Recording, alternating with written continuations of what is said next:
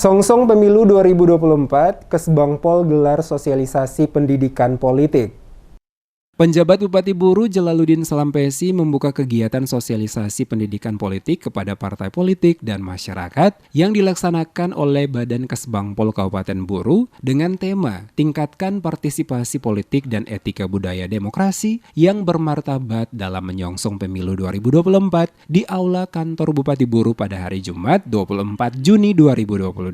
Penjabat Bupati Buru Jalaluddin Salampesi dalam sambutannya mengatakan bahwa pimpinan partai politik harus banyak memberikan wejangan-wejangan terkait dengan perpolitikan agar bagaimana masyarakat sadar, masyarakat juga tahu bahwa politik itu adalah suatu kegiatan yang dilandasi dengan undang-undang perpolitikan. Dikatakan Salampesi, ke depan di Indonesia akan melaksanakan hajatan besar terkait dengan pemilihan umum, diantaranya Pileg, Pilkada, dan Pilpres. Olehnya itu, besar harapan agar kegiatan ini betul-betul dimengerti dan dipahami oleh seluruh peserta sosialisasi. Di tempat yang sama, Kepala Badan Kesbangpol Kabupaten Buru Abdul Basir Adam Toisuta kepada reporter DMS Media Group Kasman Umar menjelaskan, tujuan dilaksanakan kegiatan ini yaitu memberikan pendidikan politik kepada seluruh partai politik dan masyarakat yang ada di Kabupaten Buru. Output dari kegiatan ini, kata Toisuta, dapat membentuk kesadaran warga masyarakat tentang hak dan kewajiban sesuai dengan konstitusi sehingga partisipasi berpolitik dapat ditingkatkan.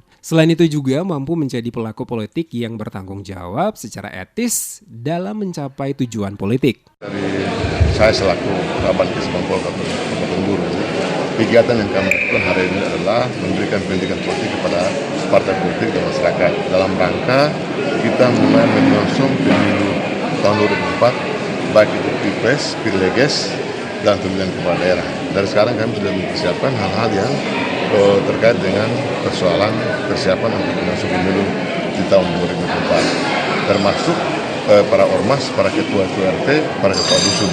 Karena apa? Karena memang kepala dusun dan RT dan masyarakat ini merupakan tombak di lapangan dalam rangka mensukseskan baik itu Pileges, Pilpres maupun pemilu kepala daerah.